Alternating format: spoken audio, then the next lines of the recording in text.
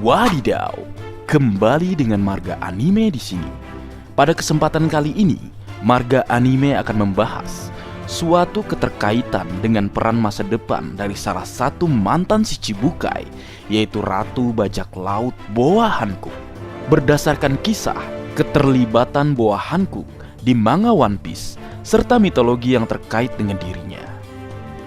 Ratu Bajak Laut Boa Hancock pertama kali diperkenalkan pada chapter 516 sebagai salah satu panglima perang laut Oka Shichibukai dari pemimpin kerajaan wanita Amazon Lily, sebuah pulau yang berada di paruh pertama Greenland, tepatnya di wilayah Calm Belt. Kemunculan perdananya membuat banyak pembaca kagum dengan kecantikan yang dia miliki, hingga pada akhirnya dia bertemu dengan Baka Sencho Monkey D. Luffy, tepatnya pada chapter 517.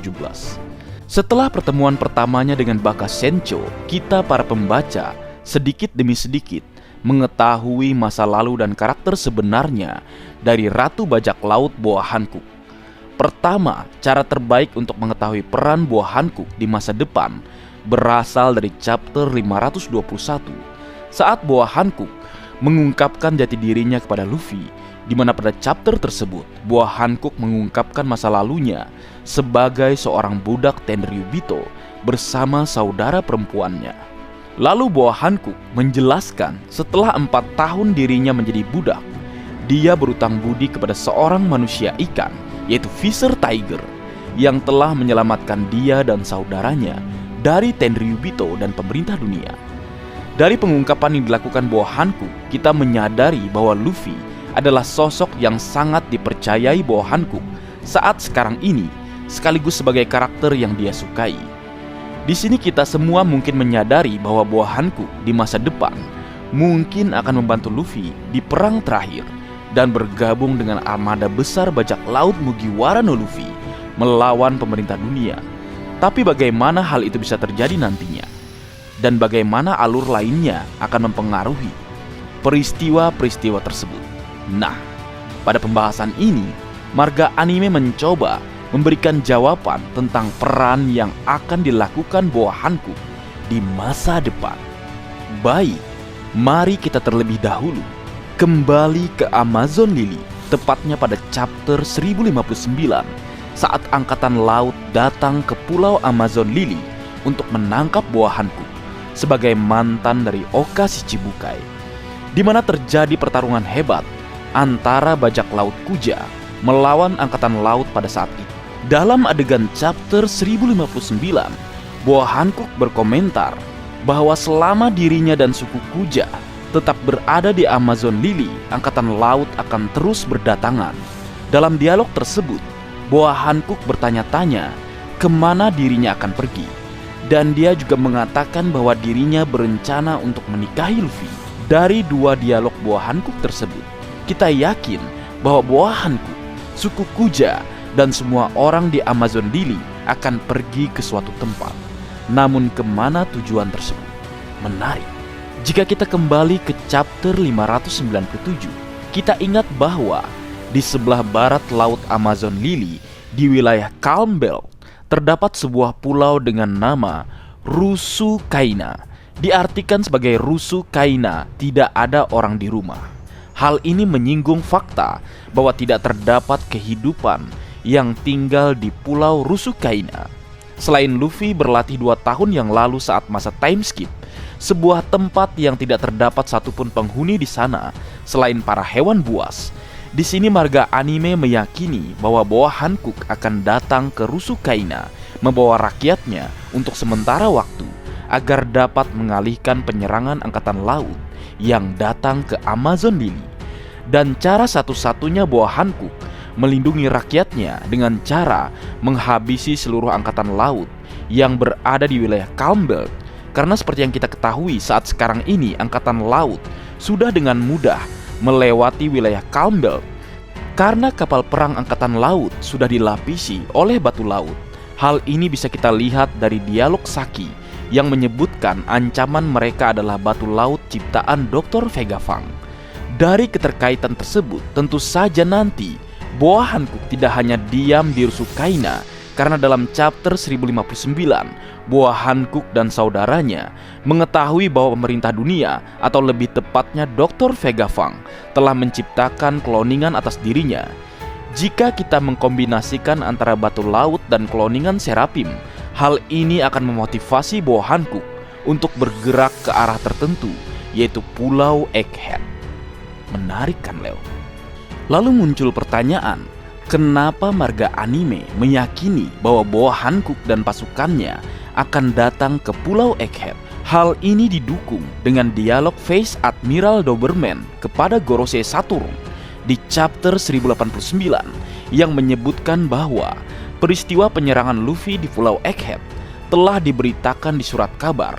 Artinya seluruh dunia sudah mengetahui hal tersebut, bahwa Luffy saat sekarang ini sedang dikepung oleh 100 armada perang beserta 30.000 pasukan angkatan laut.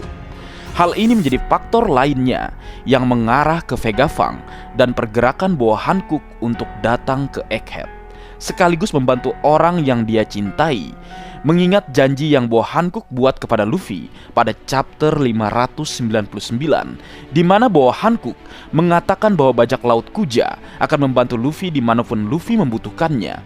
Dan ini memperjelas bahwasannya Boa Hankook akan datang ke Egghead dan menggerakkan seluruh armada besar bajak laut Mugiwara no Luffy. Mengingat dalam chapter 800, narator One Piece berbicara bahwa armada besar bajak laut Mugiwara no Luffy suatu hari akan membuat rekor sendiri dalam sejarah, dan semua ini adalah awal sebuah insiden besar di masa depan.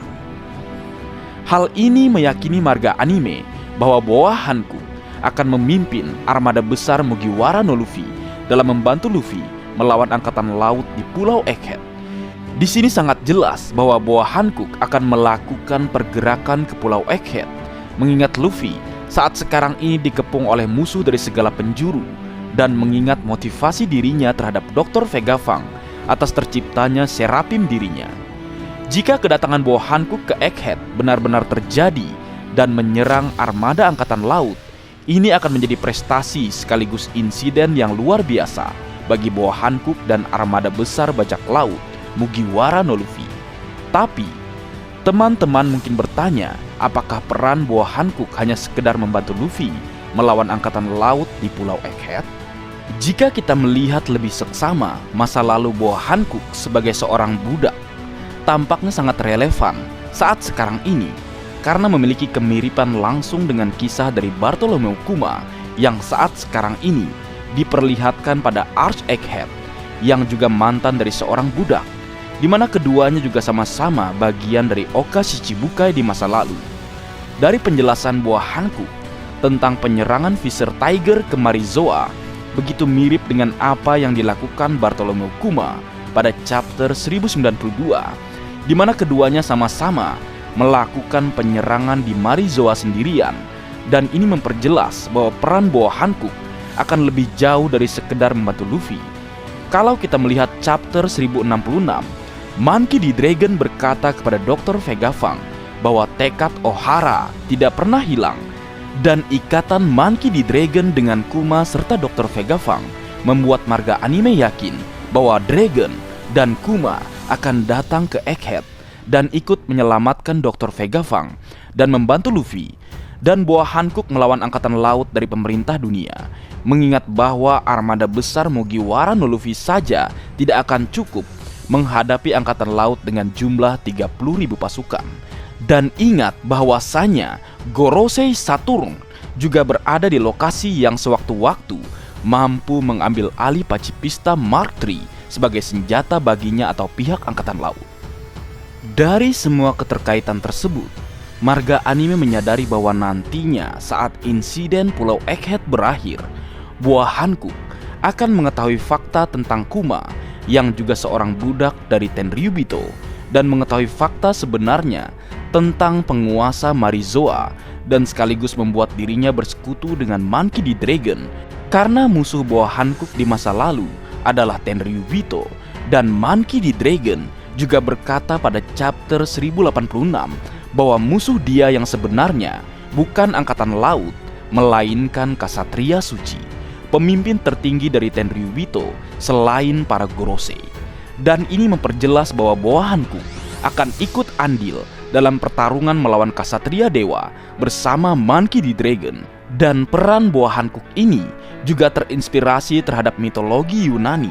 Kisah dari Ponte Silaea, ratu prajurit Amazon yang legendaris dalam mitologi Yunani.